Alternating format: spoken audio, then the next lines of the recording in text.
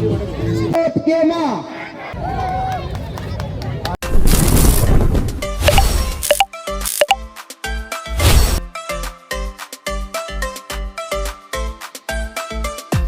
अब हामी समक्ष मन्तव्य राख्न आउँदै हुनुहुन्छ चितवन क्षेत्र नम्बर 2 का जुझारु उम्मेदवार, विकास प्रेमी उम्मेदवार, साँच्चीकै चितवनलाई परिवर्तन गर्न सक्ने उम्मेदवार, चितवनलाई निकास दिन सक्ने उम्मेदवार, विकास दिन सक्ने उम्मेदवार मिलन थापा मगरज्यू।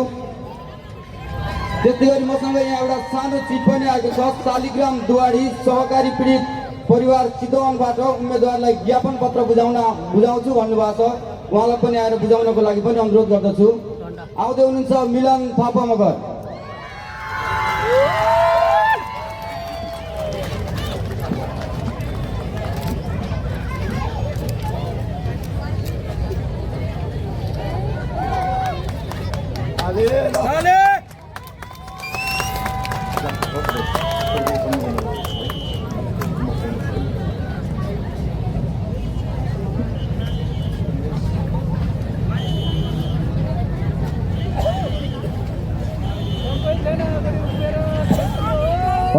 धन्यवाद कार्यक्रम सञ्चालकज्यू। चितवन जिल्लाका प्रवक्ता आदरणीय मित्र शिव शर्माज्यूलाई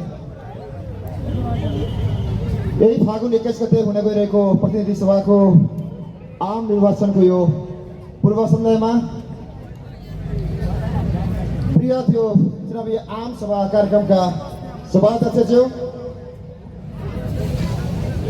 आजको यस कार्यक्रमका प्रमुख वक्ता, आजको यस कार्यक्रमका केन्द्रबिन्दु, श्रम संस्कृति पार्टीका अध्यक्ष एवं श्रम पिता, आजका प्रमुख अतिथि आदरणीय व्यक्तित्वहरूका सम्मानज्यू,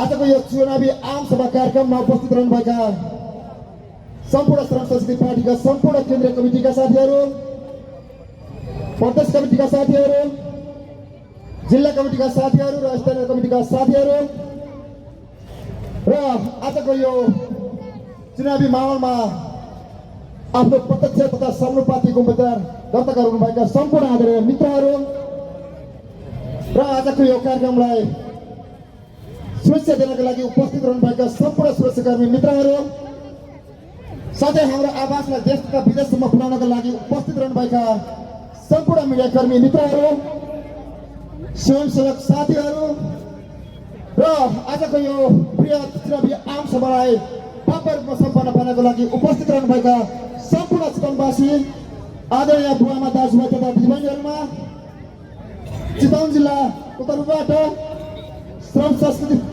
पार्टीको तर्फबाट चितवन जिल्ला क्षेत्र नम्बर 2 को प्रत्यक्ष उम्मेदवार म मिलन थापा मगरको तर्फबाट र श्रम संस्कृति पार्टीको तर्फबाट सम्पूर्णमा नमस्कार, जय माता अनि श्रम संस्कृति अभिवादन व्यक्त गर्न चाहन्छु। सर्वप्रथम नेपाली जनताको न्याय, नेपाली जनताको स्वतन्त्रता र नेपाली जनताको स्वतन्त्रताका लागि विक्रम सम्वत 1933 फागुन 2 गते शहादत प्राप्त गर्नुभएका नेकपाका प्रथम शहीद लखन थापा मगर लगायत देशका विभिन्न सम्मानपूर्ण आन्दोलनमा शहादत प्राप्त गर्ने ती तमाम नेपाली शहीदहरूप्रति म हार्दिक श्रद्धाञ्जली अर्पण गर्न चाहन्छु। साथै आज हामी चुनावी माहौलमा उभिरहेका छौँ। आज प्रतिनिधि सभाको यो चुनाव भइरहेको मलाई लाग्छ आज तपाईँ हामीले हाल्ने मत एउटा केवल मतपत्रमा लगाउने छाप होइन, यो नेपाली जनताको आशा, नेपाली जनताको भरोसा र नेपाली जनताको भविष्य कोर्ने दिन हो। साथै यो 21 गते तपाईँहरूले हाल्ने मत केवल सत्ता परिवर्तन गर्ने होइन, नेपाली जनताको विचार, सोच र सिद्धान्तलाई आत्मसम्मानका साथ तपाईँहरूले त्यो एउटा सुवर्ण अवसरको रूपमा पनि तपाईँले हेर्नुपर्छ भन्ने मलाई लाग्छ। यो चुनाव केवल हामीले एउटा उम्मेदवार छान्ने होइन कि तपाईँ हामीले जिताएर पठाएको त्यो उम्मेदवारले साथै यो देशको भविष्य बनाउन र यो देशको भविष्यलाई परिवर्तन गर्नको लागि एउटा महत्त्वपूर्ण अवसरको रूपमा पनि लिनुपर्छ भन्ने मैले बुझेको छु। तसर्थ आदरणीय चितवनवासी बुवामा दाजुभाइ तथा दिदीबहिनीहरू, साथै नै आज तपाईँ हामी उठ्ने आवश्यकता छ, साथै नै तपाईँ हामी आज बिम्जिने आवश्यकता छ, साथै नै तपाईँ हामीले आज यो देशलाई बुझ्न आवश्यक छ। हो तपाईँ हामीले ती तमाम दलहरूलाई आजभन्दा 5 वर्ष अगाडि होस् या आजभन्दा 20-30 वर्ष अगाडि भोट हालेर जिताएर पठायौँ। ती तमाम दलका नेताहरूको अवस्था परिस्थिति र उहाँहरूको जीवनशैली कसरी परिवर्तन भयो भन्ने सायद मैले भनिराख्नु पर्दैन। तर यो नेपाल भन्ने देशको, यो हाम्रो देश नेपालको र तपाईँ हाम्रो जीवनशैली कहिले पनि परिवर्तन हुन सकेन।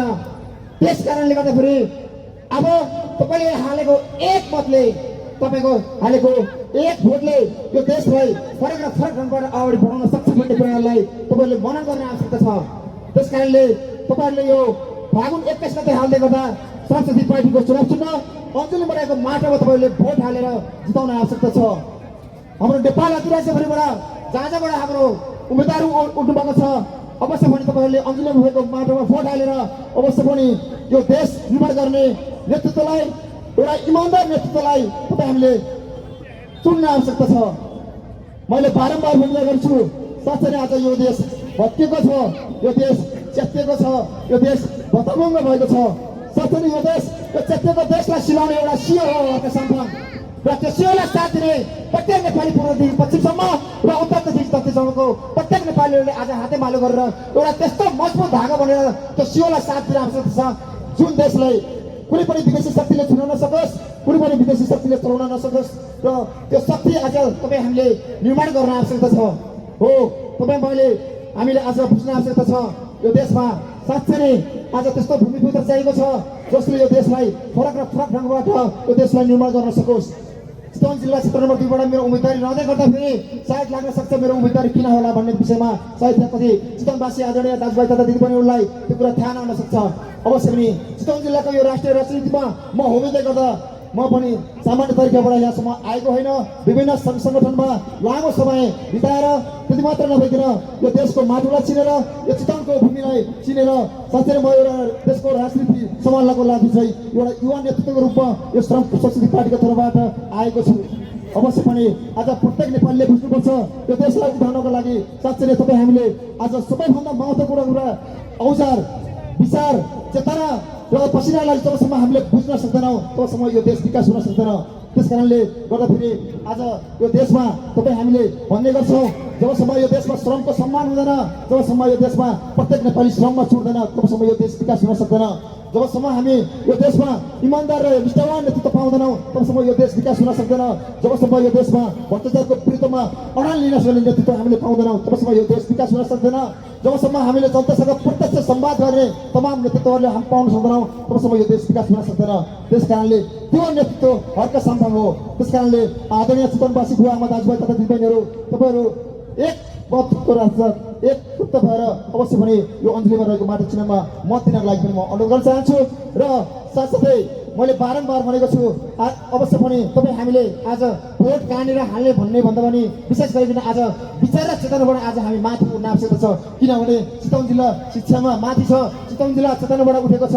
किनभने आज जबसम्म हामीले के सही हो र के गलत हो भन्ने कुरालाई हामीले महसुस गर्न सकेनौँ भने, चिन्न सकेनौँ भने साँच्चै यो देशमा गलत नेतृत्व सधैँभरि चुनेर जानेछन्। त्यस कारणले गर्दाखेरि आज प्रत्येक नेपाली, प्रत्येक चितवनवासी अवश्य पनि के सही हो र के गलत हो भन्ने कुरालाई तपाईँले स्पष्टताका साथ तपाईँले अध्ययन गर्न आवश्यकता छ, तपाईँले त्यसलाई बुझ्न आवश्यकता छ। हामीले भनिरहेका छौँ शिक्षालाई आज उत्पादनसँग जोड्नुपर्छ, शिक्षालाई आज हामीले निर्माणसँग जोड्नुपर्छ र शिक्षालाई आज हामीले आविष्कारसँग जोड्नुपर्छ, अनि मात्र यो देशलाई फरक ढङ्गबाट हामीले विकास गर्न सक्छौँ भनिरहेका छौँ। त्यस कारणले यो तमाम कुराहरूलाई आज प्रत्येक नेपालीले बुझ्न आवश्यकता छ। र आज तपाईँ हामीले देखिरहेका छौँ ती तमाम दलहरूले साँच्चै नै हाम्रो यो विविधताको समाजलाई आज विभिन्न तरिकाबाट फुटाएको छ। जुन हाम्रो समाजमा बस्ने ती तमाम जात जाति, भाषा, धर्म, लिङ्ग, वर्गलाई आज साँच्चै नै ती तमाम जातिहरूले विभिन्न कोणमा कोही पश्चिम फर्केका छन्, कोही उत्तर फर्केका छन्, कोही दक्षिण फर्केका छन्। साँच्चै नै ती तमाम नेपालीहरूलाई जोड्ने भनेको श्रम र संस्कृति हो। त्यस कारणले यो श्रम र संस्कृतिको विषयमा हामी प्रत्येक नेपालीले गहन रूपमा अध्ययन गर्न आवश्यकता छ र तपाईँहरू सम्पूर्णले बाटोमा भोट हाल्न आवश्यकता छ। आदरणीय चितवनवासी बुवा आमा दाजुभाइ तथा दिदीबहिनी हो, यो 21 गते हुने निर्वाचनमा अवश्य पनि तपाईँहरूले मात्र भोट हालेर हुँदा तपाईँहरूको प्रत्येक परिवारले भोट हाल्नुपर्छ, तपाईँको प्रत्येक परिवार सँगसँगै तपाईँको प्रत्येक समाजले भोट हाल्नुपर्छ, प्रत्येक जिल्लाले भोट हाल्नुपर्छ।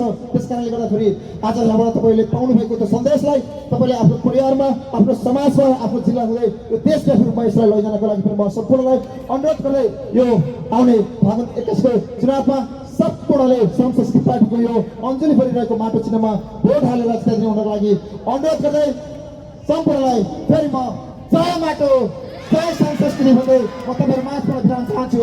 हस्त धन्यवाद। जय माटो जय वादन।